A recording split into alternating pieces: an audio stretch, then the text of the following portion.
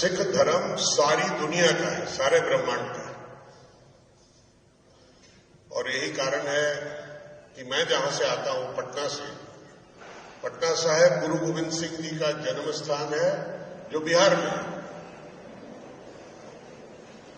जो गुरु नानक देव जी का जन्म स्थान है, वो ननकाना साहिब पाकिस्तान में रह गए।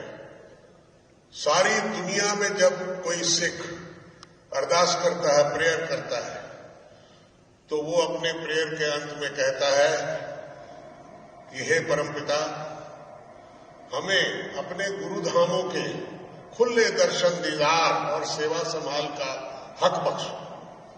अर्थात पाकिस्तान का वो गुरुद्वारा भी हमारे सेवा का लिए खुला हो। और यही कारण है कि भारत और पाकिस्तान ने मिलकर उसको खोल रखा है। साल में 2 साल 2 बार 3 बार यात्री लोग जाते हैं, जाके दर्शन करके आते हैं। अभी करतारपुर के दर्शन हुए। गुरु नानक देव जी की कोई भी फोटो आपको घोड़े पे चढ़ी हुई नहीं मिलेगी, किसी रथ पे चलती हुई नहीं मिलेगी। पैदल यात्रा की उन्होंने। आप श्रीलंका चले जाओ तो वहां भी गए, आप बगदाद जाओ तो वहां पर भी गए। रूस वाले कहते हैं हमारे यहां भी आए, नेपाल भी गए, तिब्बत भी गए, म्यांमार भी गए, बांग्लादेश भी गए।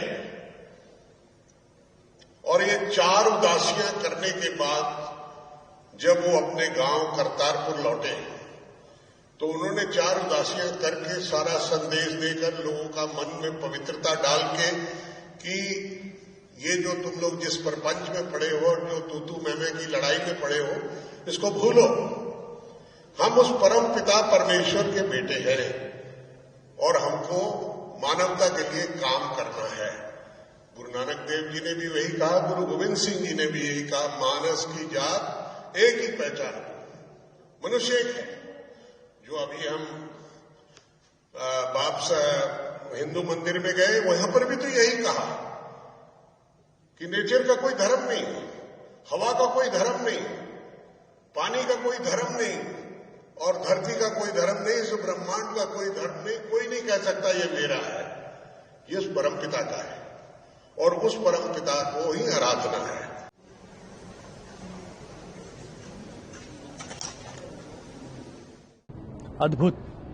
अद्भुत दर्शन का अनुभव यहाँ पर इस BAPS मंदिर में आके मुझे मिला और इसकी भव्यता देखते हुए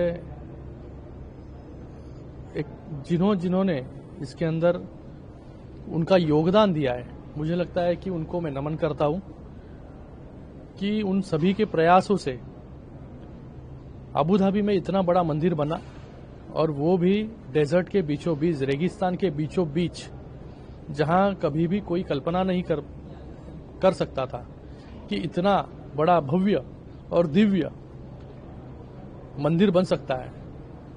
मैं BAPS संस्था का तहे दिल से धन्यवाद अदा करता हूं कि आज उनके प्रयासों से, उनकी इच्छा से देश के अलग अलग भागों में ऐसे बड़े भव्य दिव्य मंदिर बने हैं।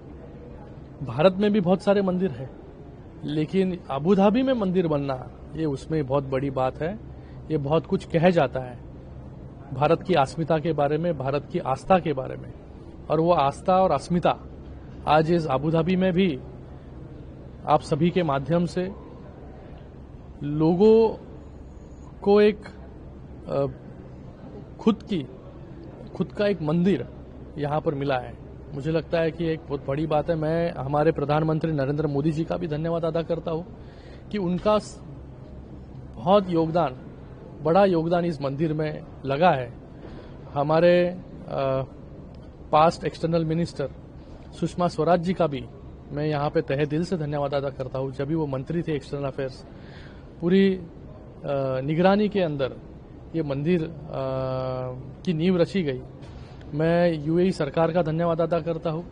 मैं यहाँ के रॉयल्टी का धन्यवाद अदा करता हूँ कि जिन्होंने ये मंदिर के लिए जगह दी, और उन सभी लोगों का धन्यवाद अदा करता हूँ कि जिनका योगदान इसमें है। जब मैं एक ऑडियो विजुअल देख रहा था, तब उस ऑडियो विजुअल में बताया गया है कि जमीन मुस्लिम कम्युनिटी से आई, आर्किटेक्ट एक क्रिश्चियन है, मंदिर बनाया हिंदू कम्युनिटी ने, डिजाइनिंग और एक कम्युनिटी ने की। अलग अलग रिलीजन के लोग सर्वधर्म समभाव के आधार पर इस मंदिर की नींव रखी गई है और इतना बड़ा विशाल मंदिर यहाँ पर बनाया गया है। मैं खुद को भाग्यशाली भी समझता हूँ कि यहाँ पर आके दर्शन करने का अनुभव मुझे मिला, एक अवसर मुझे मिला। तो मैं पुनः एकदा BAPS संस्था का तहे दिल से धन्यवाद यहाँ पर अदा करता हूँ कि एक विचार उन्होंने किया और इस विचार से, इस सोच से इतना बड़ा भव्य दिव्य मंदिर रेगिस्तान में भी खड़ा हो सकता है। ये दुनिया के लिए एक अद्भुत उदाहरण है।